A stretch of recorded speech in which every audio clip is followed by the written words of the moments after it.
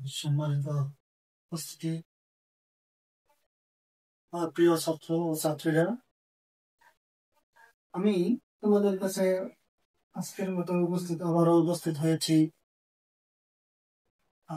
আমাদের টপিকের কিছু অংশ বকেয়া ছিল। অর্থাৎ নাউনের যে পজিশন গুলো ছিল এদের মধ্যে দুইটি আলোচনা করা হয়েছিল গত ক্লাসে।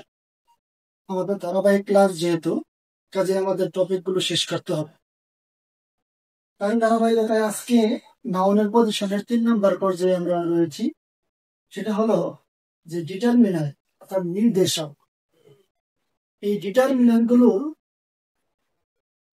গুলো হলো সেই সকল ওয়ার্ড যা কোনো নাউন এর পূর্বে বসে ওই নাউনকে নির্দিষ্ট অথবা অনির্দিষ্ট করে প্রকাশ করে, অথবা ওই নাউন এর সংখ্যা বা পরিমাণ নির্দেশ করে।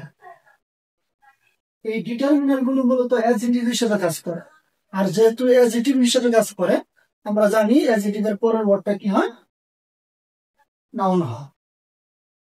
তো চলো আমরা ডিটারমিনার গুলো অর্থ সহ নিচে দেখে নিই। ডিটারমিনার গুলো হলো, এখানে ডিটারমিনার গুলো প্রকারভেদ রয়েছে, কিন্তু এই প্রকারভেদ গুলো যদি আমরা একটা একটা করে আলাদা করে দেখা দিতে চাই তাহলে তোমাদের জন্য একটু কঠিন হয়ে যাবে। কাজে আমরা শুধুমাত্র এতটুকুই জেনে রাখি যে ডিটারমিনার গুলো কি কি। যদি এটা জানি তাহলে এদের পরের ওয়ার্ডটা কি হবে, নাউন হবে। কাজেই আমরা সুন্দর এই ওয়ার্ড গুলো, এই ডিটারমিনার গুলো শূন্যস্থান পূরণের ক্ষেত্রে খুবই কাজে দিবে। কেন? এই ডিটারমিনার গুলোর পরে যদি তুমি কোথাও শূন্যস্থান দেখতে পাও তাহলে অবশ্যই নাউন বসাবে। যেমন a an the, A N D অর্থাৎ এই এ অর্থ কি একটি অথবা একজন, এগুলো শব্দের অর্থ সবগুলো দেওয়া আছে, ডিটারমিনার যেগুলো আছে সবগুলো দেওয়া আছে। এই ডিটারমিনার গুলো অর্থ সহ মুখস্থ করে নেবে এবং এই ডিটারমিনার গুলোর পরে নাউন বসাতে হবে। কাজে তোমরা এটাকে ঝুম করে বা ভিডিওটা সেভ করে তোমরা শব্দের অর্থগুলো সুন্দর করে লিখে নিবে। আর বুঝতে পারতেছ যে এগুলো খুবই গুরুত্বপূর্ণ। আর এই উপরের এই ডিটারমিনার গুলোর পর নাউন বসাতে হবে। আমরা এই নাউনের পজিশন গুলোর শেষের দিকে কিছু উদাহরণের মাধ্যমে যে এই নাউন দ্বারা শূন্যস্থান কিভাবে গ্রহণ করতে হয়, আমরা শূন্যস্থানগুলো কিভাবে চিনবো, সেটার একটা পদ্ধতি আমরা অবশ্যই দেখাবো। একটা ক্লাসে থাকবে শুধুমাত্র উদাহরণকে কেন্দ্র করে। আচ্ছা, ধারাবাহিকভাবে আমার ক্লাস দেখতে থাকো আর এই নাউনের পজিশন গুলো ভালোভাবে ক্লিয়ার করে তোমরা অবশ্যই ইনশাল্লাহ বুঝে নিবে। আচ্ছা, তো আমরা এটা মুছে দিতেছি এখন।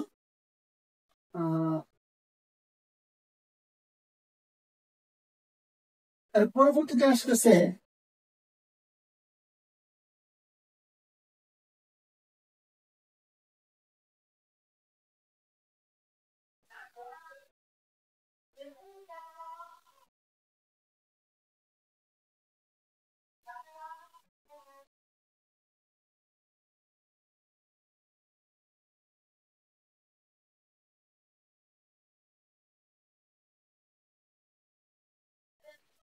আমাদের 4 নাম্বার যে পজিশনটা, নাউনের পজিশন, এটা হলো যে আমরা জানি প্রিপোজিশন কি। প্রিপোজিশন এর পর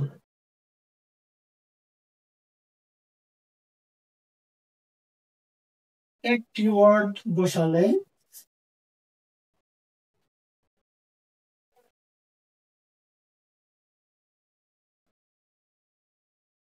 সেটি নাউন হবে।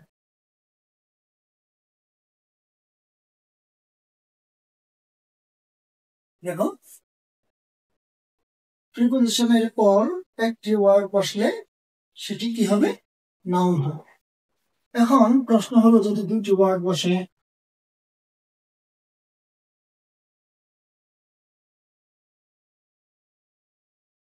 দুটি ওয়ার্ড বসলে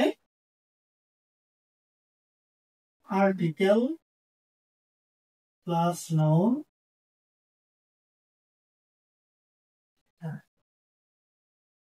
যদি 3টি ওয়ার্ড বসে,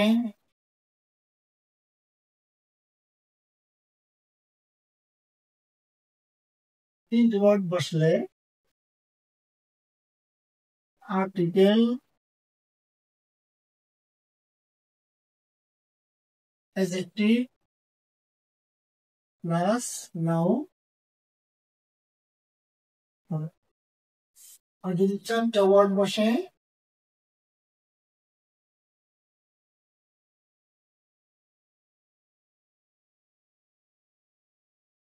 article adverb adjective plus noun হবে। দেখো তোমরা বুঝতে পারতেছো কিনা আমাকে কমেন্টে জানাবে। প্রিপোজিশনের পর যদি একটা ওয়ার্ড বসে তাহলে সেটা নাউন হবে। যদি 2টা ওয়ার্ড বসে তাহলে আর্টিকেল প্লাস নাউন হবে। যদি 3টা ওয়ার্ড বসে তাহলে আর্টিকেল অ্যাডজেক্টিভ নাউন হবে। যদি 4টা ওয়ার্ড বসে তাহলে আর্টিকেল অ্যাডভার্ব অ্যাডজেক্টিভ এবং শেষে নাউন হবে। এখন শূন্যস্থান পূরণের ক্ষেত্রে আমরা একটু সুন্দর দেখে নিব যে এইটা উদাহরণের মাধ্যমে আমরা দেখে নিই। যেমন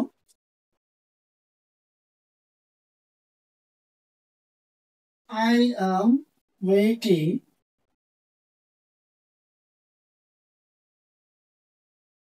for bus. আমি বাসের জন্য অপেক্ষা করছি। আমরা এখানে বাস এটাও দিতে পারি। আবার আমরা যদি দিতে পারি লোকাল বাস, এটাও দিতে পারি।